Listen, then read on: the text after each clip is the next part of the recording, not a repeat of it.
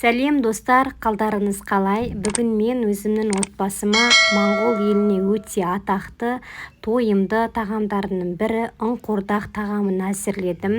Сіздер де міндетті түрде жасап көріңіздер, дәмі өте ерекше және тойымды екен. Ең алдымен етімізді жақсылап жуып, майдалап турап аласыздар.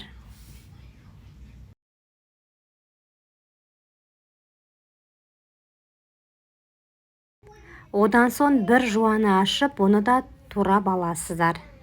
Қызып тұрған майымызға етімізді әдемілеп тұрып қуырамыз. Одан соң жуаны салып қуырып, татымына қарай тұздардан, дәмдеуіштерден қосасыздар. Сосын бір кесе су құйып, бір қайнатып, аузын жауып қоямыз.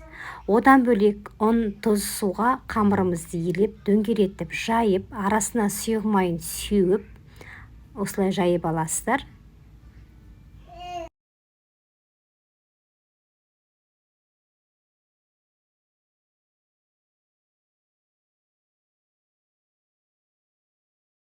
Одан соң осылай дәл видеодағыдай дөңгелетіп орап аламыз. Осыны мантаваркаға салып, буға пісіріп аламыз. Мінекей пісті, енді осыны дәл осылай бір келкі қылып турап аламыз.